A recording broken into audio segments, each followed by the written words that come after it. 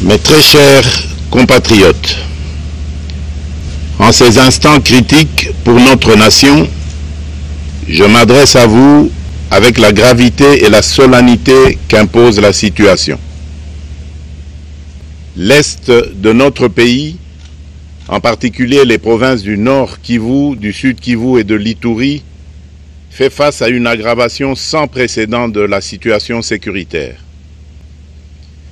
Les forces de défense du Rwanda, en soutien de leurs marionnettes du M23, poursuivent leur entreprise terroriste sur notre territoire, semant la terreur et la désolation parmi nos populations. Je partage avec vous la douleur et l'indignation face à ces attaques barbares. Ces actes ne sont pas seulement une attaque contre la République, mais une offense à l'histoire et à la dignité de notre peuple. En ces moments difficiles, je vous appelle à la résilience et surtout à la résistance. Face à cette situation, permettez-moi de vous rassurer. Une riposte vigoureuse et coordonnée contre ces terroristes et leurs parrains est en cours. Nos vaillantes forces armées de la République démocratique du Congo, symboles de courage et de patriotisme, sont pleinement mobilisées, prêtes à défendre chaque centimètre de notre territoire. J'ai personnellement convoqué et présidé des réunions de crise avec une équipe restreinte du gouvernement, le haut commandement militaire ainsi qu'une réunion interinstitutionnelle afin d'évaluer les récents développements de la situation et de lever les options pour repousser les agresseurs et reconquérir chaque parcelle de notre territoire. À cet effet, j'ai nommé ce 28 janvier le général-major Évariste Somo Kakule au poste de gouverneur militaire du Nord Kivu pour renforcer la coordination des opérations militaires et restaurer l'autorité de l'État. Parallèlement, nous avons engagé d'importantes démarches diplomatiques, notamment au sein du Conseil de sécurité des Nations Unies, ainsi que dans le cadre du processus de paix de Luanda, auquel nous restons pleinement engagés malgré les obstacles. Nous privilégions la voie du dialogue, mais toujours avec lucidité, tout en restant fermement résolus à défendre notre territoire et notre souveraineté par tous les moyens nécessaires. Mais ce combat n'est pas seulement celui des FARDC. C'est le combat de tout un peuple, le combat de notre identité congolaise, afin de léguer aux générations futures un pays prospère et en paix. À tous nos compatriotes, dans chaque province, chaque ville, chaque territoire et chaque village, ainsi que ceux de la diaspora, sans distinction d'appartenance ethnique ou politique, unissons nos efforts. Apportons un soutien indéfectible, moral et matériel à nos vaillants soldats. Mobilisons-nous comme un seul homme pour défendre notre souveraineté et sauvegarder notre intégrité territoriale. Je suis pleinement conscient des souffrances de nos compatriotes qui fuient les hostilités. Le gouvernement est instruit d'activer le plan d'urgence humanitaire pour venir en aide aux déplacés. À vous, habitants de Goma et des environs, je ressens profondément votre douleur qui est aussi la mienne. Elle traverse nos cœurs et nos âmes en tant que fils et filles d'une même patrie. Mais face à cette épreuve, je vous exhorte à puiser dans cette force intérieure qui fait la grandeur du peuple congolais. Résistez avec courage. Faites preuve de vigilance constante et gardez votre calme malgré l'adversité. Sachez que nous ne sommes pas restés inactifs.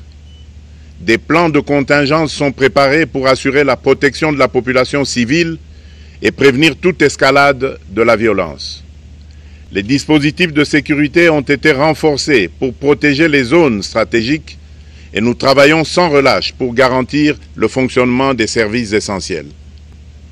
Je tiens à rendre un hommage solennel à tous ceux qui ont payé le prix ultime dans cette lutte pour notre dignité et notre souveraineté. J'ai une pensée pieuse pour le général-major Peter Chirimwami, gouverneur militaire du Nord Kivu, tombé les armes à la main. Je m'incline avec respect devant la mémoire de tous nos militaires et de tous les Wazalendo tombés sur le champ d'honneur. Je pense aussi aux soldats de la mission de la communauté de développement d'Afrique australe, la SAMI DRC, qui combattent à nos côtés, aux casques bleus de la MONUSCO, qui ont sacrifié leur vie pour la paix, ainsi qu'aux innombrables civils victimes de la barbarie ennemie. Leur courage et leur sacrifice ne seront jamais oubliés, et nous portons leur flambeau avec la ferme détermination d'achever leur noble combat. Je voudrais ici interpeller directement la communauté internationale et l'Union africaine. Le Rwanda continue de violer ouvertement et sans scrupule les principes fondamentaux de la Charte des Nations Unies ainsi que les accords régionaux. Pire, ces agissements se déroulent dans une impunité totale et ce, avec un mépris manifeste des règles internationales et des valeurs que ces institutions sont censées défendre. Cette attitude arrogante, qui ne cherche même plus à masquer ses forfaits, est une provocation inacceptable à l'égard de notre souveraineté et de la stabilité régionale. La présence de milliers de soldats rwandais sur notre sol, leur soutien politique, logistique et militaire à leur pantin du M23, ainsi que leur implication dans l'exploitation illégale de nos ressources naturelles, nous conduisent tout droit à une escalade aux conséquences imprévisibles, mettant en danger toute la région des Grands Lacs.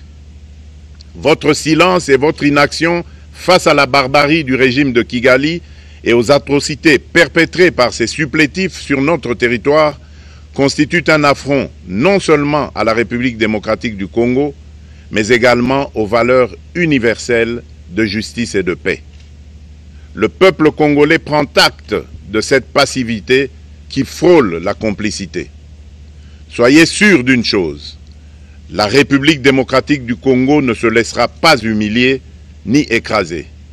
Nous nous battrons et nous triompherons. Congolaises et Congolais, l'heure est certainement grave, mais notre détermination est encore plus inébranlable. Ce moment critique nous offre l'opportunité de montrer au monde ce qui fait notre force, c'est-à-dire notre unité sans laquelle tous nos efforts seraient vains.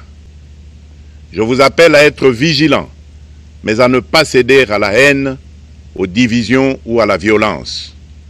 Je condamne avec la plus grande fermeté les actes de vandalisme et de pillage qui ont visé certaines missions diplomatiques accréditées en République démocratique du Congo, ainsi que des intérêts privés dans la ville de Kinshasa. Ces comportements irresponsables dénaturent l'expression saine de notre colère face à l'agression barbare nous imposée et jettent une ombre sur les manifestations pacifiques de soutien à nos vaillantes forces armées qui luttent avec courage et abnégation pour défendre notre souveraineté. Notre engagement doit rester ferme et discipliné. Nous gagnerons cette guerre par notre unité, notre courage et notre sens de responsabilité, et non par la violence aveugle et par l'anarchie. Cette victoire ne sera possible que si chaque Congolais, où qu'il soit, prend toute la mesure du combat qui est le nôtre. J'appelle donc la nation entière, hommes et femmes, jeunes et vieux, acteurs politiques, opérateurs économiques, membres de la société civile, confessions religieuses, artistes et sportifs à se mobiliser, à faire bloc derrière nos vaillantes forces armées et à contribuer chacun à son niveau à l'effort de guerre. J'ai instruit le gouvernement de mettre en place des mesures rigoureuses de réduction du train de vie des institutions et de leurs animateurs afin que les ressources ainsi économisées soient directement réorientées vers le soutien à nos forces armées. Dans cet effort national, j'en appelle également à la responsabilité du secteur privé qui est invité à contribuer activement à cette cause commune. Nos soldats se battent avec héroïsme pour la défense de notre intégrité territoriale et de notre souveraineté. Ils ont besoin de notre soutien total, qu'il soit moral, matériel ou logistique. À la jeunesse congolaise, pilier et espoir de notre nation, je vous exhorte à répondre massivement à l'appel de la patrie. Le moment est venu de vous lever, de mettre votre énergie et votre créativité au service de la nation. Nous devons renforcer nos rangs et chaque jeune Congolais prêt à défendre son pays a une place au sein de nos forces armées. Enrôlez-vous massivement dans l'armée. Vous êtes le fer de lance de notre projet et votre mobilisation est déterminante pour la victoire finale. Aux braves populations du Nord Kivu, du Sud Kivu et de l'Ituri, vous êtes le symbole de la résilience congolaise, une source d'inspiration pour toute la nation. Vous n'êtes pas seuls dans cette épreuve. La République tout entière se tient à vos côtés, unis dans l'espoir et la lutte. Ensemble, nous ferons face et surmonterons cette épreuve. À nos vaillantes forces armées et aux vaillants patriotes Wazalendo, véritables sentinelles de la souveraineté nationale, je rends un hommage appuyé et vous exprime au nom de toute la République notre reconnaissance infinie et notre fierté inébranlable. Votre bravoure, votre discipline et votre engagement sans faille inspirent et mobilisent tout un peuple déterminé à défendre son territoire. Sachez-le, la République ne vous abandonnera jamais. Votre combat est le nôtre et vos sacrifices ne seront jamais oubliés. Vous incarnez l'honneur de la nation congolaise. À tous mes compatriotes d'ici et de la diaspora, la République démocratique du Congo ne pliera pas. La République démocratique du Congo ne reculera pas. Je ne vous abandonnerai jamais. J'en fais ici le serment. Le soleil n'a pas cessé de briller sur notre patrie. Ensemble, main dans la main, nous surmonterons cette tempête et nous ouvrirons une ère nouvelle de paix et de prospérité pour les générations futures. Que Dieu bénisse la République démocratique du Congo et son peuple. Je vous remercie.